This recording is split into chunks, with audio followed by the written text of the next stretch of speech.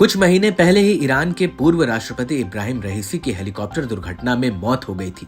कोहरे के कारण रईसी और उनके साथियों को ले जा रहा हेलीकॉप्टर पहाड़ से टकराकर दुर्घटनाग्रस्त हो गया था। उन्हें सर्वोच्च नेता अयातुल्ला अली खामेनेई के संभावित उत्तराधिकारी के रूप में देखा जाता था।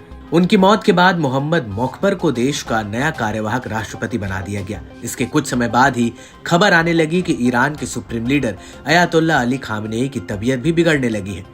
खबरें ये आने लगी कि अयातुल्ला की हालत लगातार गंभीर हो रही है, जिसके बाद उनके उत्तराधिकारी को लेकर तमाम तरह की अटकलें सामने आने लगी। अब खबर है कि ईरान के supreme leader Ayatollah Ali Khamenei ने अपने दूसरे बेटे मुज्तबा खामेनेई को उत्तराधिकारी बना दिया है। बताया जा रहा है कि खामेनेई ने बीमारी के चलते ये फैसला लिया। हालांकि इसकी आधिकारिक पुष्टि नहीं हुई है। रिपोर्ट्स के मुताबिक ईरान की एक्सपर्ट असेंबली ने 26 सितंबर को ही नए सुप्रीम लीडर का चुनाव कर लिया था। खुद खामेनेई ने असेंबली के 60 सदस्यों को बुलाकर गोपनीय तरीके से उत्तराधिकारी पर फैसला लेने को कहा था। असेंबली ने सर्वसम्मति से मुज्तबा के नाम पर सहमति जताई है।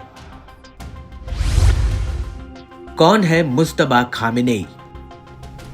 मुज्तबा अपने पिता की तरह ही इस्लामिक मामलों के जानकार हैं। वे पहली बार 2009 में दुनिया की नजरों में आए। उन्होंने ईरान में जारी विरोध प्रदर्शनों को सख्ती से कुचला, जिससे कई लोग मारे गए। तब राष्ट्रपति चुनाव में कट्टरपंथी नेता महमूद अहमदीनेजाद को सुधारवादी नेता मीर हुसैन मौसवी पर जीत मिली थी। सुधारवादी नेताओं ने दावा किया कि चुनाव में भारी पैमाने पर गड़बड़ी हुई है। इसके बाद लाखों लोग सड़कों पर उतर आए। इससे ईरान ग्रीन मूवमेंट का नाम दिया गया। ये 2 साल तक चला, लेकिन ईरानी सरकार ने इसे बल प्रयोग करके दबा दिया था। कहा जाता था कि इसके पीछे मुज्तबा खामेनेई का दिमाग है।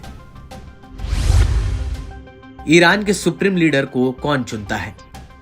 एक रिपोर्ट के मुताबिक ईरान में सुप्रीम लीडर का चयन असेंबली ऑफ एक्सपर्ट्स करती है। ईरान में सुप्रीम लीडर बनने के लिए इनका 2/3 वोट हासिल करना जरूरी है। असेंबली ऑफ एक्सपर्ट्स 86 मौलवियों का एक समूह है।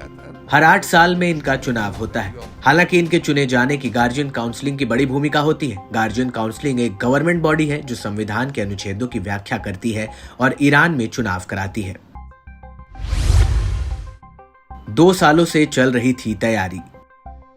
मुज्तबा के सरकार में किसी पद पर न होने के बाद भी जरूरी फैसलों में लगातार उनकी भागीदारी बढ़ती देखी गई। रिपोर्ट के मुताबिक मुज्तबा एक रहस्यमयी शख्स है। वो बहुत कम अवसरों पर नजर आते हैं। वे पिता की तरह सार्वजनिक भाषण नहीं देते। मुज्तबा को रईसी के उत्तराधिकारी यानी कि ईरान के राष्ट्रपति पद के लिए तैयार किया जा रहा था, लेकिन रईसी की मौत के बाद इसमें बदलाव आ गया।